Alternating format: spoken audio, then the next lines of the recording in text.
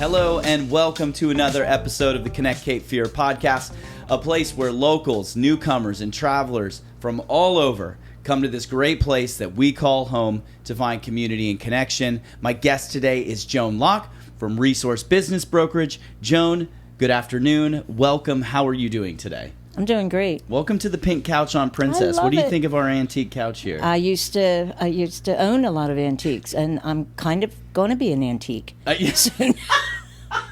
What can I say? We get a lot of compliments on this couch. It was a freebie, and now we're building it into part of our brand. You know, Grandma's couches are making a comeback. So. Absolutely, it's gorgeous. How long have you been in Wilmington for? We landed here for good in 2006 from New Jersey. We needed to reinvent ourselves for a couple different reasons. We didn't like where we were living with the HOA, so we bought a 42-foot Jefferson sun deck, moved aboard it, and came south. Awesome. Awesome. How long did you live on the Jefferson for? 4.5 years. Wow. We didn't buy a house until 2009. Wow. Good for you. I'd do it again. Yeah. My wife and I are living in a camper right now while we're building our house. We bought some property out in Castle Hayne. Yeah. We're coming up on 2 years. It's not quite 42 feet. It's more like 24 feet. We have two little girls. We're maybe, like, knock on wood, 2 or 3 weeks away from the house being done. So nice. We are so ready to get out of that and get into the house. But we would do it all over again, too, as well. It's an adventure. We loved it. People on the water, it's a community. When we would be traversing down the ICW a couple times before we finally settled here, it's just a community. Mm-hmm. And to be on the water, we're water people. Yeah. We're boaters. Yeah. Yeah, well, it's a great place to be if you're a boater. Yeah. And we get a lot of people from out of town that watch this podcast when they're thinking, looking for places to come and research. And then they're like, oh, I didn't know that Wilmington was actually water on both sides. And then you got your choice of the river, you got your choice of the beach. Either one that you want, it's there for you. I say Wilmington has always been, it's like a little micro city. It's a gem because when we moved here, we lived in, I grew up in South Jersey, right outside of Philadelphia. We lived in Central Jersey. We used to go into New York. We were used to arts, culture, food, music, and water because we'd go Jersey Shore. Yeah. And everything. So when people always say, why here? And we're like, it's just a little micro city. Yeah. It's got everything. Yeah. You got the high-end shopping, but you got the historic downtown. You got 3 beaches. You got a river. And now that it's been growing in popularity over the last decade, half decade, like we're getting great food, international food, awesome restaurants popping up with unique and interesting recipes. There is a really great art district here and ways to consume the arts. We've been getting great shows over at the Wilson Theater. Broadway shows. My wife and I got Book of Mormon for next year, and there's all sorts of good stuff to do here if you're into food and arts. Well, when we came down here, we bought a little art gallery called Crescent Moon that was located in the Cotton Exchange, and it specialized in art, glass, and metal sculpture. Beautiful products. Not just local art, artists all throughout the United States and Canada, but all handmade, blown glass, fused glass. But also now I sit on the board of Thalian Association, the official community theater of North Carolina. And we're right over, housed in the Hannah Block building, but we put on productions that are put on over at Thalian Hall. So that kind of arts is something very special to me. Yeah. Normally we save the what are you involved in toward the end of the podcast, but we're getting to it right now. So Thalian, tell people a little bit more about that because that's such a unique thing that we have here. Well, Thalian Association is the community theater group that's been around since 1788, believe it or not. Wow. People don't realize that. Back in the mid-1900s, when the city was revamping Thalian Hall into a theater, they asked the Thalian's board at that time, could they use the name? And they did. So hence you have Thalian Hall is the building, and they're a separate nonprofit, and Thalian Association is the community theater. We don't use any regional people. We don't bring in people from New York. When you go, if you've seen any that we did last year, we did Beauty and the Beast. We did Elf for a couple years. They're all local people. And we also have a very strong youth theater. and those youth put on their plays at Hannah Block. And what's so special about that is not everybody can be a cheerleader, not everyone can be a football player. To see the esteem and the confidence that has built over time when they get on stage, those I enjoy just as much as the big Wilson productions. Yeah. And if you have children and everything, then you might want to take them to a few. Totally. We have. I feel like, and I don't want to say it because when I put something on the internet, people hold me to it. But I'm almost positive that one of our clients participated in the Beauty and the Beast last year, and we did take our daughters to it, and they loved it. It's my eldest is 9, and she's very much into ballet. And she likes performance, and so we've been trying to push her towards maybe doing some acting, some theater, and things like that. She can't quite get over it yet. She's a little nervous. Take her over and introduce her to Susan and Stacy and Logan. There are opportunities where we have art camp going on right now, and they produce their own production, and they support each other. Those kids lift up each other. I mean, it's just amazing. Yeah. But you can go on Thalion.org. This is my commercial. Thalion.org, and you can go and see what our next season is going to be. I love it. We got the nonprofit stuff out of the way on the front end. That's awesome. Well, thank you for contributing to that. Sure. I know we have a great arts here in Wilmington. A lot of people take a ton of pride in it, and it shows in the productions and how much work people put into it to make this a special place to. If you come here, you're a visitor. You could be at the beach, you could be on the river, you can catch a world-class show, or just go see some people that live here that are also putting on a really great production. I think it's a super special, unique thing that we have here. It is. And the music, the live music we have around. Yeah. We do have a great music scene. We do have a great and don't music forget, Greenfield Lake. Amphitheater. Yeah. I mean, that's something we're going to see Fits in the Tantrums the end of this month. Yeah, I saw that. It came across on one of my emails this morning that Fits in the Tantrums were going to be there. Yep. Yeah, my wife and I were going to a couple of concerts next week at Live Oak Bank Pavilion. I think Slightly Stupid and Dirty Heads are going to be here, and then Pepper and Iration, and I love that. I love that brand of music. I can't even keep up with all the names. Oh, I know. Those bands have been around most of them have been around for a long time, but yeah, we're fortunate to get big national acts like that, and at music venues that are still very intimate. You mentioned Greenfield Lake Amphitheater, awesome venue. I mean, you even have what's the one over that's more of the jazz, and a lot of people. Oh gosh, I forget. The one that that people go in and jam, and it's jazz. Is it in downtown? Yeah, it's like around 15th Street, or I can't. God, the name just... We'd have to... Josh will probably know. Anyway, he might it's yell been around it in from the producer room. Yeah. It's been around forever. But yes, those, and then, just Heads on the River. Yeah. Yeah, so many great spots to... I wish we still had the piano bar, though. That's the only thing that I miss. You are going to have a piano bar. Uh-oh. Heard it here first. Are you breaking news on the show? No, probably not, because they just put it out on their Facebook page. But the new owners of Yosaki and Huss, who unfortunately experienced a little issue the other day, but they're working through it. The third floor, that used to be Dram and Morsel, is going to be Tempo 33. Cool, and it's going to be an upscale piano bar. See, to the point. New things keep coming here all the time. So if you haven't been to Wilmington in a while, come back. There'll be 100 new places that you didn't even know existed. Micro city. Well, let's talk a little bit about what you do for business, because you've got a long history in business, and right now you're a business broker. You have your own brokerage company. I'm fascinated by that, and I think some information to kind of tee up this conversation is, as I understand it, we're about to see the greatest generational transfer of wealth from baby boomers to their kids, but that also there's a dearth of businesses that are going to be hitting the market over the next decade and a half, from people who might want to retire.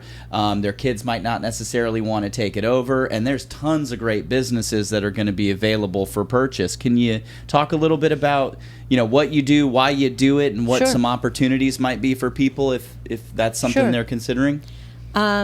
the why that I do it is because I've always been in a customer service marketing arena, helping businesses work through issues, whether it's process development, project management. And then when I sold the gallery, I went and got my commercial real estate license. But in the meantime, I was helping a couple small businesses in the Cotton Exchange, and one of them asked me to sell it, and I did. And doing research, discovered that, okay, you don't need in North Carolina, there's not a business brokerage license like there is a commercial or residential real estate license. But having that commercial license also gives you a step up with ethics, contracts, understanding all of that, Sure. looking at numbers. So I have been contributing in the business brokerage market probably since 2018. But in January, I launched Resource Business Brokerage because I really want to help small businesses sell. And I only focus on the smaller and medium size. I don't want to get into mergers and acquisitions. Yeah, it's a lot. There's of a work. lot of big guys for that. But I like to help the smaller ones because there's a lot of businesses here in town. You talk about the next generation, that the next generation doesn't want it. Mm-hmm. So now the mom or the dad that's been running it for 30 years, 25 years, they're like, and many times whatever they can squeak out of it is their retirement. Yeah. Because if it's retail or restaurant and everything, when you're sometimes a small business owner, you're not contributing to a IRA. Yeah. You just can't. You're Yeah. raising kids. So anyway, that's what I like doing. I like working with the smaller businesses and educating them. So I really, in a nutshell, I help sellers sell, but I also help buyers buy, and I like to educate along the way. And I want to take that platform as much as I can because many times if, say, a business, they don't know if they want to sell in 5 years or 10 years. Yeah. But are they even on the right path to be healthy? It's not. I'm not a business coach, but I can do business valuations where I can look at what the status of your company is now and say, okay, if you were to sell today, here's what the market would say, the market value would say. Right. And they'd be like, oh, I thought it was a lot more. It's like, yeah, well, you thought your house was a lot more Yeah, too until right. reality hit. So that's what I'm trying to educate as I go along is know what your business is worth.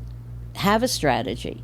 If you just started it last year, you probably don't want to. But if you've been in business 5 or 6 years, don't wait until that time comes when there is either another recession or there's a hurricane, and all of a sudden, you're like, I'm done. I hate this. I can't do it anymore. I don't want to do this anymore. Or my lease is up in 8 months. I'm done. Yeah.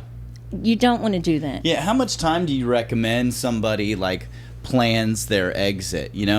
It's kind of like as a business person all my life, I also recommend people do a business plan, which is a living document. Totally. You kind of look at it every, year, 2 years. So in there, you should have an exit strategy that, if things are going well. I mean, look, some businesses, they do so well.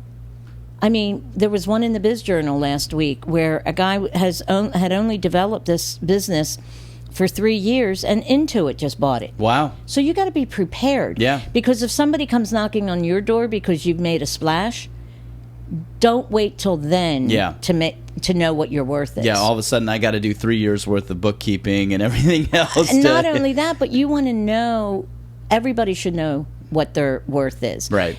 And more importantly, they should know what they're doing every month. Yeah. There's many, and this is what I try and coach when I'm talking to businesses.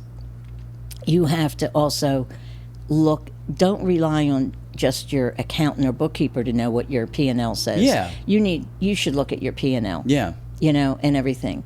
So anyway, I like this, and I like just focusing on the smaller businesses, helping the sellers, but also consulting where I can look at somebody's business, help them with a valuation, and say, if you think might want to sell in 3 to 5 years, do these certain things. Because what does a small business usually do?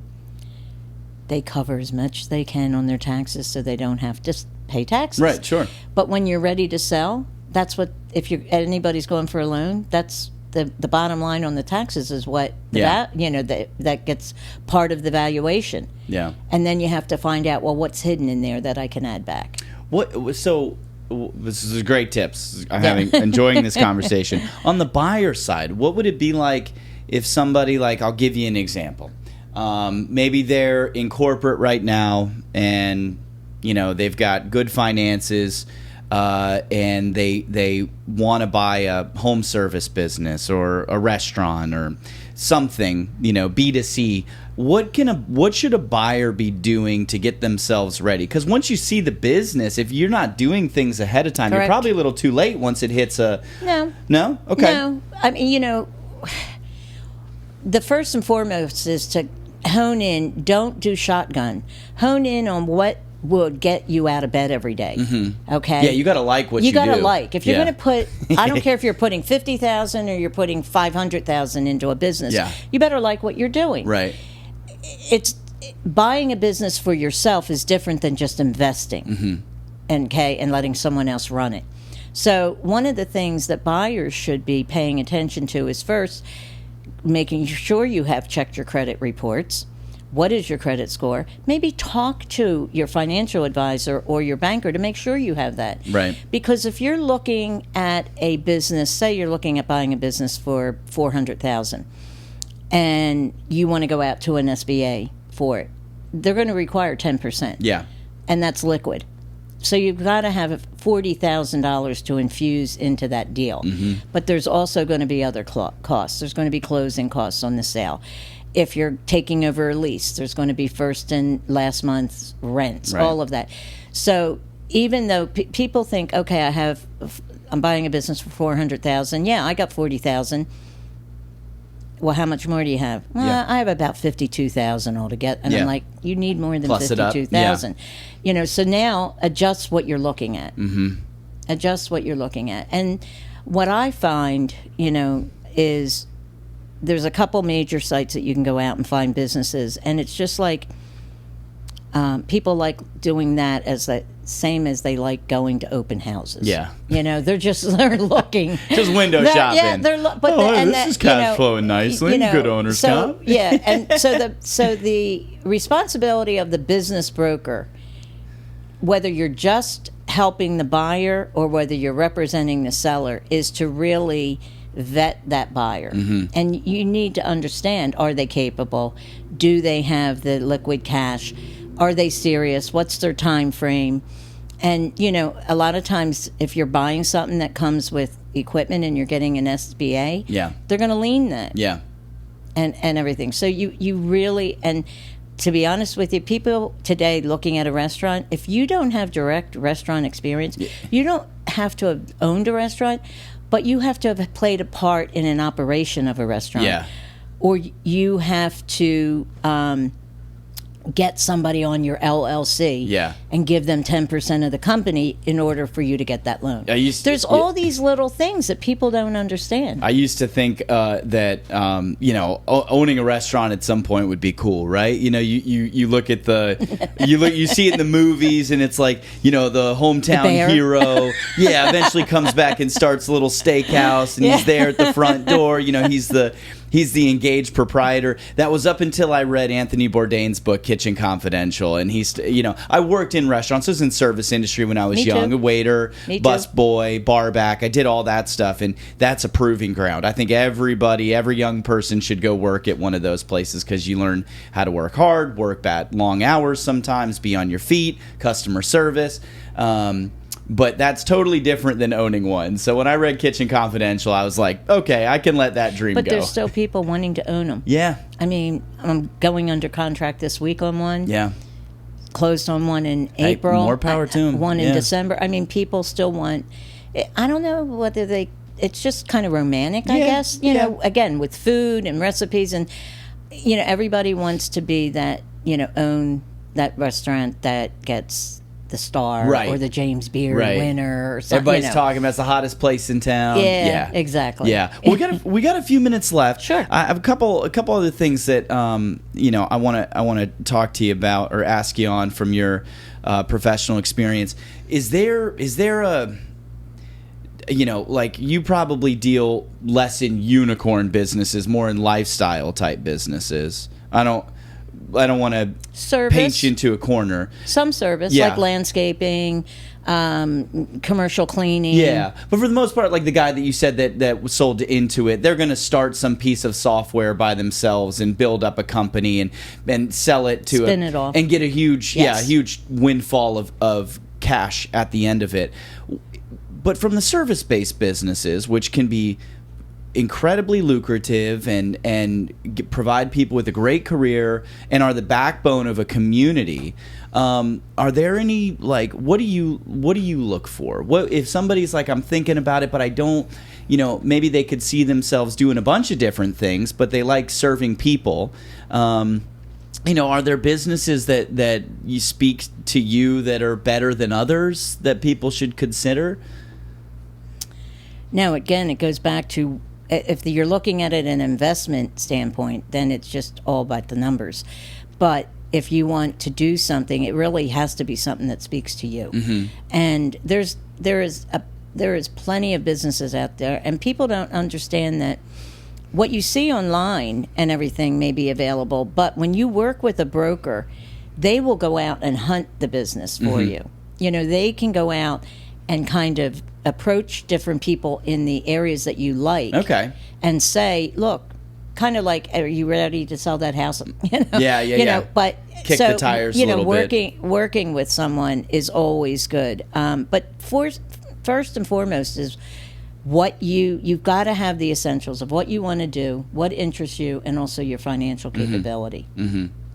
That's good advice. So those are the three things: get your money right, get your mind right, and know what you're getting yourself into as best as you can. Absolutely. And just look into that industry or that whether it's hospitality, because hospitality is not just restaurants. You could own an event. An event venue, right? Or you could buy a catering company. Yeah. You can do all of that. You can buy property management companies. Just whatever your goals are. Some people's goals are, I want something has high growth, so that in 3-5 years I can turn it over, right? And everything. So if that, you just have to sit down and figure out what your reasons for investing that money are. Totally. Because it's going to be money, unless you're buying a small little, and always remember, it should be a business, not a hobby. Mm-hmm. Yeah, that's hard advice for people to hear sometimes, I think, where it's like, have you made any money on it? No. How long you been doing it? 3 years. You got an expensive hobby. I've heard many. I have many stories. Yeah, I'm sure you do. I'm sure you do. But seriously, as far as I'm concerned, just talk to people. Mm-hmm. Reach out. Like I'm not on a clock. I don't charge people to have a conversation with them. They can call me. They can email me. At any time, and if I can help, I will. Well, that's such a perfect and professional segue. If somebody does want to get in touch with you, whether it's for the work that you're doing with Alien Association, or they want to talk more about either selling a business or buying a business with you, how can people reach you? My phone number and text number is 732-691-7834. And yes, Verizon doesn't make it easy for me to get a 910 number. This is Jersey. But also Joan Loch, L-O-C-H, at rbbnc.com. Joan Loch at rbbnc.com. Yeah, you're grandfathered in with the Jersey area code, though. You've been here since 2006. You can keep it. I know, I do. You can keep it. The problem is I keep getting the phone calls from New Jersey telling me they can help me pay off my student loans. Yeah. That ship has sailed. I'm not getting You got it. I Yeah. mean, really and truly, I get all these calls, and when I see Parsippany and Newark and all, and it's like, okay, yeah, no. Yeah, yeah. That But left on the I've so 42-foot enjoyed Jefferson this. sun deck. I have as well. Yeah. This was a very pleasant conversation. thank Thank you. you so much for joining us. worries. And thank you for joining us too as well. Don't forget to smash that like and subscribe button. Head over to Connect Cape Fear and take a look at the directory of all the great things, all the great places, all the great people that are here in this community that are doing amazing things like Joan Loch. We want to thank you again for joining us, and we'll talk to you next time on the Connect Cape Fear podcast. Thanks.